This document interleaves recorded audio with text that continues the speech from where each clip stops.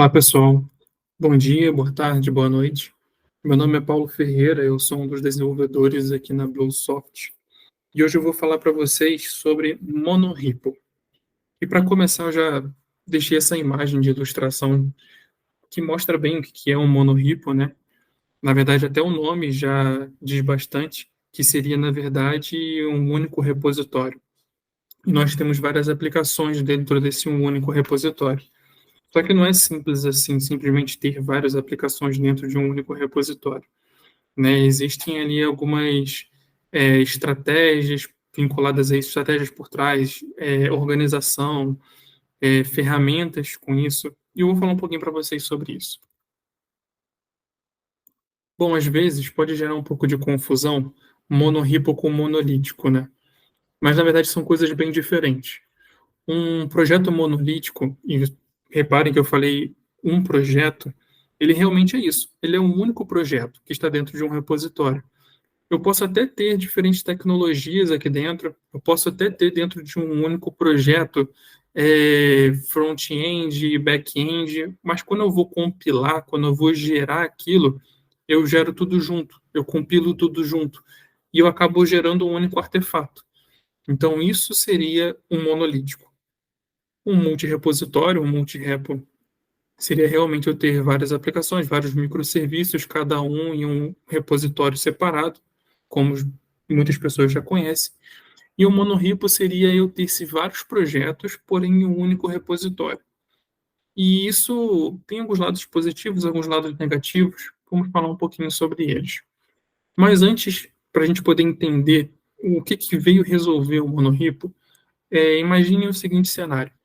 Nesse lado da esquerda aqui, eu tenho inclusive um gráficozinho aqui mostrando para vocês várias aplicações e módulos, e vamos imaginar isso de uma maneira gradual, tá? Imagina que eu comecei uma aplicação A, simples, tudo mais, e aí surgiu a necessidade de ter uma outra aplicação B, e dentre a aplicação A e a aplicação B, eu tenho um código em comum, eu tenho ali talvez um útil, algum serviço em comum, e óbvio, né, eu posso isolar isso em um módulo, ou uma biblioteca, alguma coisa assim. Então, só dessa necessidade entre dois projetos, eu já acabei criando mais um repositório. Pois bem, imagine então que isso continua crescendo e eu tenho ainda um aplicativo C, e dentro desse aplicativo C eu tenho também um código em comum que eu vou utilizar tanto no aplicativo A quanto no aplicativo C, como eu também tenho um código em comum que eu vou utilizar entre o aplicativo B e o aplicativo C. Então, reparem que nesse cenário a gente começa a ter ali algumas dependências, a gente começa a gerar algumas dependências entre os projetos. E isso pode gerar alguns problemas. Um problema bem conhecido é o problema do diamante, que inclusive acho que foi falado em um artigo da Google. E o que seria esse problema do diamante? Seria o fato de, por exemplo, eu ter um projeto, vamos pensar aqui nesse projeto A, eu tenho um projeto que ele tem como dependência um projeto B e um projeto C, e o projeto C e o projeto C eles têm uma dependência de um projeto D. Quando eu atualizo alguma coisa aqui no projeto D e eu preciso replicar isso para os seus filhos, digamos assim, eu preciso atualizar isso no projeto D, eu preciso atualizar isso no projeto C, eu preciso atualizar isso no projeto A, e pode acontecer, inclusive, de que serviços aqui estejam relacionados, às vezes, a uma mesma funcionalidade, ou sejam funcionalidades separadas que elas que se complementam de certa forma, e eu posso acabar atualizando uma coisa aqui no D, atualizo no C, e aí quando eu vou atualizar no A, eu acabo sentindo a necessidade também de atualizar no B, então a gente precisa ter a gente precisa saber exatamente sobre essas ligações. Isso aqui é um cenário simples, né? Podem existir cenários, inclusive, mais complexos que isso aqui, que podem gerar muitos problemas de dependências entre os projetos. Então, vamos pensar aqui, essa mudança, né? Se a gente tem um projeto multi-repo e a gente quer mudar para um projeto monorepo, existem lados negativos e lados positivos, esses assuntos a gente precisa ter em mente, que é o seguinte, quando nós temos um projeto monorepo, eu vou listar aqui para vocês no lado esquerdo os lados positivos, né? Quando a gente tem um projeto monorepo, a gente tem ali uma certa facilidade em ter uma gestão, de vários projetos, pelo fato de estar tudo junto, a gente ter ali uma ferramenta que vai auxiliar a gente. Dificilmente você vai ver um monorepo que ele não tem ali uma ferramenta de gestão desses vários aplicativos, que vai ajudar com segurança, que vai ajudar é, a gerenciar testes, esse tipo de coisa. Então, isso acaba gerando uma certa facilidade para um lado, acaba ajudando quando nós temos problemas como esse que eu falei do diamante, né? Que nós temos várias dependências, nós temos ali quase que uma cascata de dependências entre os projetos. Quando eu atualizo algo em um projeto e eu rodo os testes, ele vai rodar os testes em todos os outros. Então, tipo, quando eu atualizar um, eu já vou saber onde deu erro em todos os outros projetos. Ajuda nessa questão de dependências, né? Quando nós vamos atualizar, como eu falei para vocês, ele acaba obrigando a gente a fazer essa atualização em outros projetos, senão a gente acaba quebrando o projeto como um todo. E ele facilita a gente que quando a gente vai rodar os testes, a gente roda os testes tudo junto. A gente não precisa rodar os testes, vamos rodar os testes, atualizamos aqui um projeto T e vamos rodar os testes no projeto C depois de ter atualizado. Aí depois tem que ir lá no outro projeto B e rodar os testes no projeto B, no projeto A, e assim por diante, né? Seria uma coisa que a gente poderia fazer tudo junto. Isso é um dos pontos positivos. Mas a gente também tem pontos negativos, que é justamente estar tudo junto. E, por exemplo, quando um desenvolvedor ele vai mexer em uma coisa simples, ele vai mexer em um aplicativo, às vezes só num detalhe dentro de um aplicativo, ele acaba sendo obrigado a baixar todos os outros aplicativos. Ah, mas talvez algumas pessoas estejam pensando assim, poxa, mas então isso é um baita de um problema, porque quando eu baixar tudo isso e eu for compilar, eu vou ter que compilar todos os aplicativos? Não é bem assim. Na verdade, a gente pode ter esses aplicativos já compilados, a gente pode ter esse código já compilado, claro, a gente ainda vai ter o problema do tamanho, mas a gente pode mexer. Opa, acabei passando o slide. A gente pode codar ali no aplicativo que a gente precisa e compilar aquele aplicativo que a gente está mexendo, mas os outros já vão estar compilados, então a gente não vai ter esse problema de ter que ficar compilando todos os aplicativos. Então, não é bem assim. Pode apresentar ali alguns problemas quando se fala de entrega contínua, né? O continuous integration, né? Continuous delivery, porque precisa ter uma gestão um pouco maior sobre esses aplicativos. Não é tão simples, inclusive isso pode atrapalhar em alguns processos de automação também, né? Porque está tudo junto.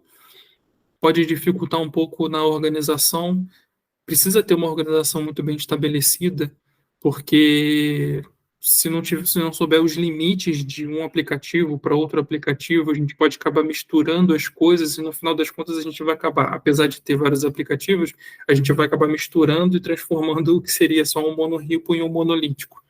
Então tem que ter esse ponto, esse cuidado também. E como eu mencionei para vocês aqui logo no início, né, quando eu estava falando da gestão, que é o seguinte, dificilmente vocês vão ver um monorepo que ele não tem ali uma ferramenta por trás para poder gerenciar os vários aplicativos em um único repositório.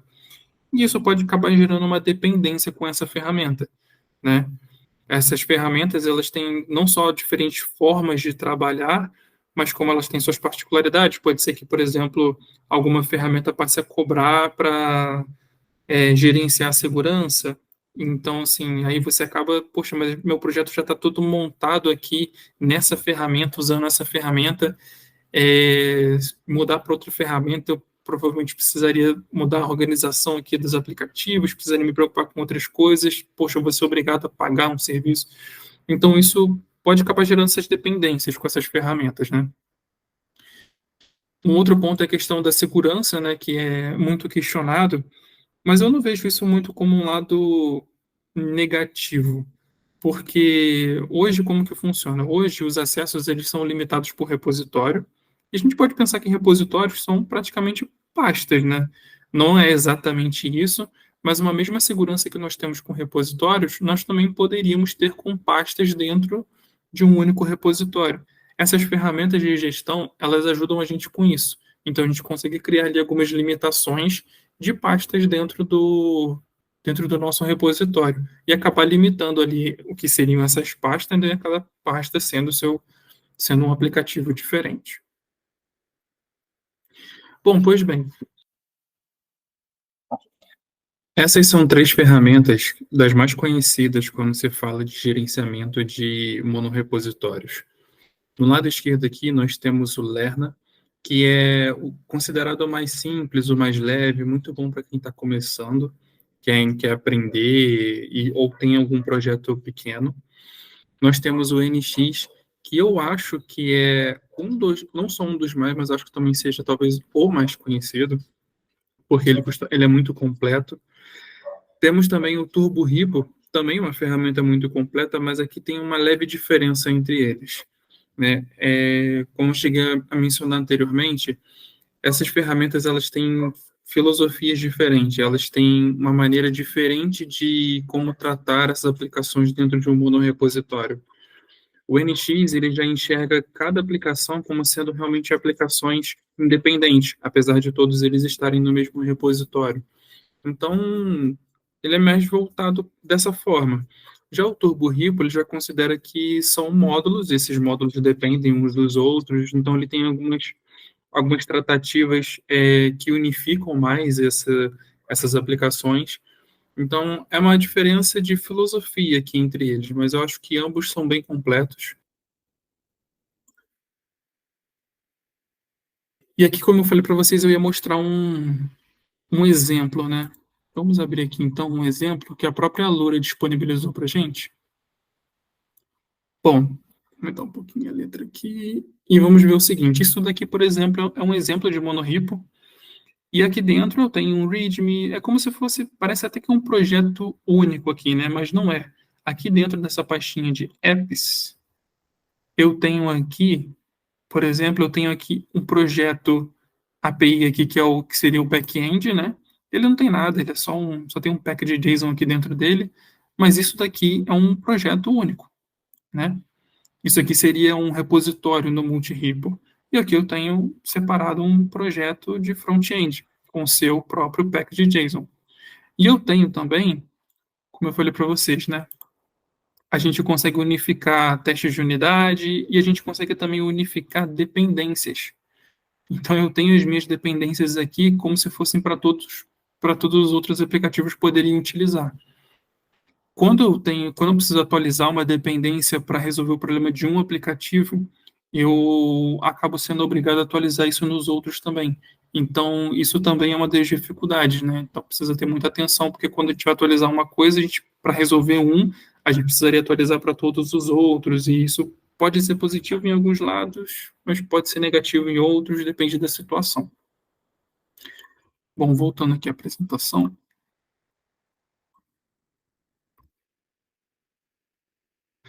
E existem dois tipos de monorepo. Um chamado company-wide, que ele seria justamente esse tradicional de a gente ter todos os aplicativos em um único repositório, mas existe ali um meio que misto entre monorepo e polyrepo, né? Multirepo. Eu posso ter vários aplicativos em um único repositório, mas que eles estão relacionados entre si. E vou dar um exemplo para vocês. Imagina que eu tenho. É, imagina que eu tenho uma empresa, na minha empresa eu tenho um serviço tipo do Uber e eu tenho um outro serviço tipo Mercado Livre. São dois serviços bem diferentes, então eu poderia ter ali todos aqueles aplicativos que envolvem o meu Uber, né?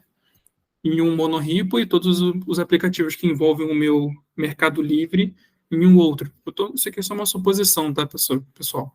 Para vocês saberem que às vezes nós temos empresas que lidam com vários serviços, é, com diferentes serviços, e isso pode, nesses casos, pode ser melhor que tenha uma situação mista dessa, sabe?